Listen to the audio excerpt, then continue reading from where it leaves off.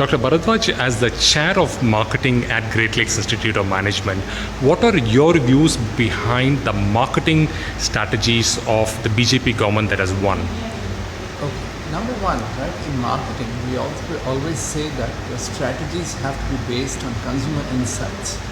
Like recently, you must have seen ads of fog deodorant, where they differentiate themselves from competition, saying that we are all deodorant, no gas, right, vis-a-vis its competitors.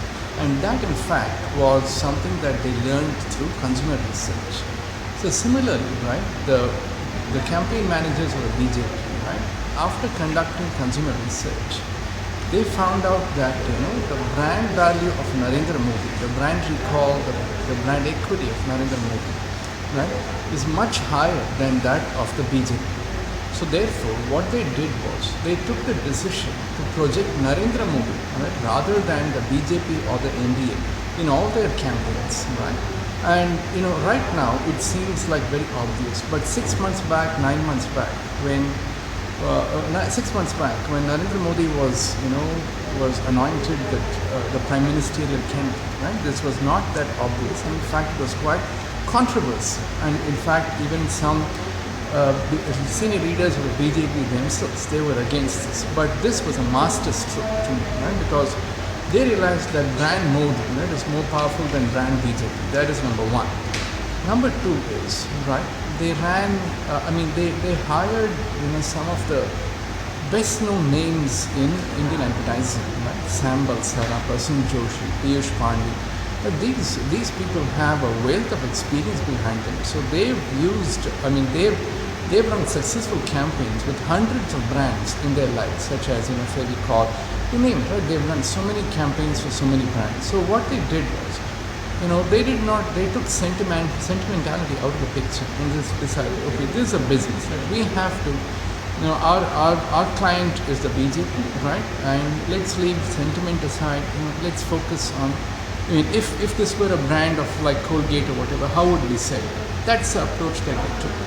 And so, having these senior people, these very well-known people, right, on board certainly helped. And number three, right, there are slogans like in marketing, like Nike has "Just Do It" and so on.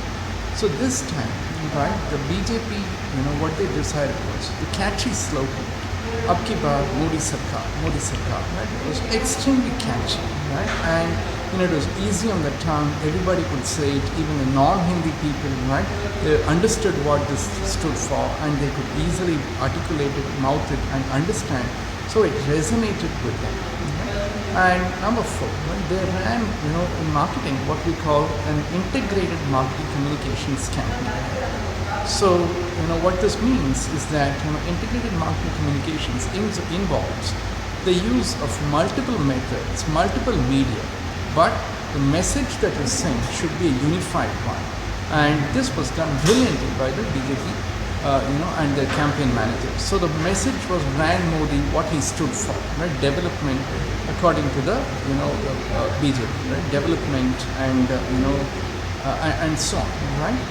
And so they ran, print ads, they ran television ads, they used YouTube, they used Facebook, like Twitter, and different target audiences, different target segments were targeted by different methods. For instance, the average man with television and radio and print, right? Somebody who's frequently online through Twitter, Facebook, etc. Rural people through road shows, rallies, and Narendra Modi himself addressed all these hundreds of rallies throughout the country, and he also has a great, an ability to communicate, just like, Bill Clinton was, I've watched Bill Clinton in America, and he had an innate tendency to connect with the audience, and the same quality, right, Narendra Modi also has, right? And also, the next point is, I think, the perception that, that Modi was a doer, right? So he could get things done. And there's a widespread perception that there was policy paralysis. I'm not saying that there was, but there's a perception. And Modi and his team, right, they took advantage of this and leveraged his image of being a doer.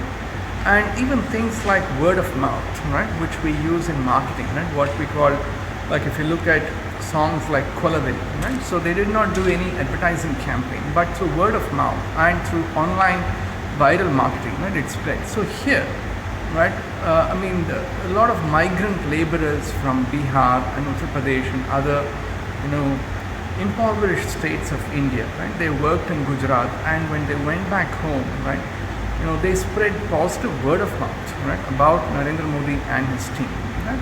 And also, if we talk about database marketing, right, and so what the BJP and their team did, particularly in some, very important states like Uttar Pradesh, Bihar, right, they had huge databases, right, and they worked on reaching out directly to many thousands and millions of people, right. So I believe that by all these strategies, right, and the cause was not helped by a somewhat lackluster advertising campaign that was run by the by the party, the incumbent, the UPA government, right. And so but by all these through all these factors, I think the net result was a landslide victory. I'm not saying that this was the only, these advertising and marketing were not the only factors that led to landslide victory, but in my view, they were major contributory ones. Thank you.